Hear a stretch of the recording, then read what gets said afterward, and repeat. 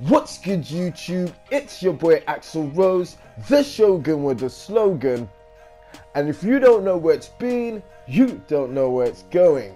And today, we are tackling the chilly red hot topic of fraudulent gamers in the YouTube community.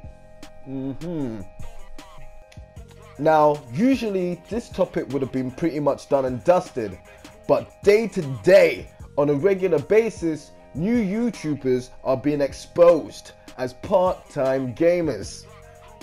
Now, for all the fried dreadlock chicken wing gangsters and sensitive gamers in the comment section, this video isn't aimed or about anyone in particular. I would just like to talk about the subject as a whole generally, but if the shoe does fit, feel free to take yourself to Dr. J's and grab yourself a pair. Fraudulent gamer. What is a fraudulent gamer? Well, in this case, it is a YouTuber. It is a gaming YouTuber, in fact, who has had their card pulled by their lack of achievements and illustrious awards on Xbox Live and PSN. Now, the question that raises to me is that what kind of madman or woman seeks attention so badly they would fake being a gamer just to get on YouTube rather than making a channel based on their actual interests? I mean, that is borderline psychotic. Now, even though I don't like the situation, I can totally see the merits and understand why someone would be a fraudulent gamer up in these silicone streets. Listen, people. Now, the whole art form of gaming is starting to become a lot more socially acceptable and a lot more viable in mainstream media. We're seeing a lot more comic book to movie adaptations. We're seeing a lot more video game to movie adaptations. Hitman, even though it was unsuccessful, it just hit the cinemas and it's bound to be profitable. And with that bearing in mind, I can understand why we're seeing a lot more YouTubers just coming in on a casual side.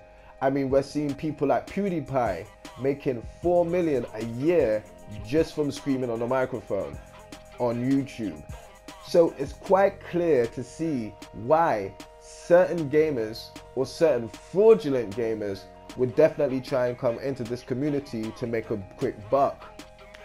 Now, where it gets a little bit seedy and just plain downright wrong is when you're out here trying to cultivate an audience based on misinformation, and when you're trying to actually dispense knowledge when you actually have none.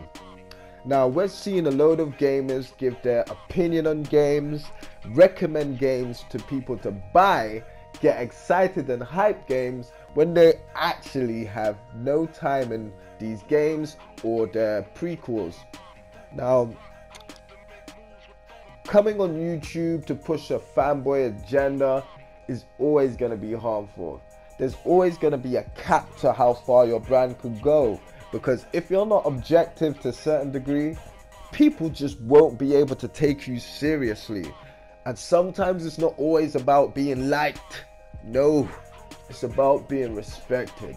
And that respect is what's going to get you interviews with developers and the long-time support of your subscribers, because if they can trust your opinion, then they can trust you, and it's all good. You know what I'm saying? It is all gaming gravy. But we do have some people who are failures at whatever they've tried in life, and they do come to YouTube to try and make a quick buck, and we see right through them. Now, let's just keep it all the way 100. Let's just keep it all the way trill. Gaming is a specific hobby that kind of has its roots in geekish culture. So, and it's possible to still be thugged out and be a geek, no problem. But if you kind of got chicken fried crusted dreads, can't really spell, every other word is fuck, we're just not gonna really mistake you for one of us, are we? which is a big shame because gaming is in a real good space at the moment. Both Sony and Microsoft have given us these great tools, but it just feels like, you know, so-called real gamers aren't using them properly.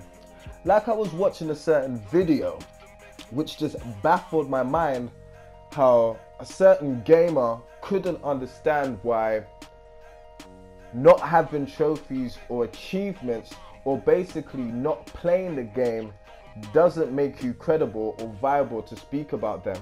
I mean, who would buy food from an assassin? Who would buy clothes from a waiter? It just doesn't make sense, people. Like, I would not personally go to get my new car fixed by a shark. But anyway, people, yes, I'm gonna leave you to marinate on that because I was about to start going in on this fool. But hey, yes, people, let me know what you think about this whole situation.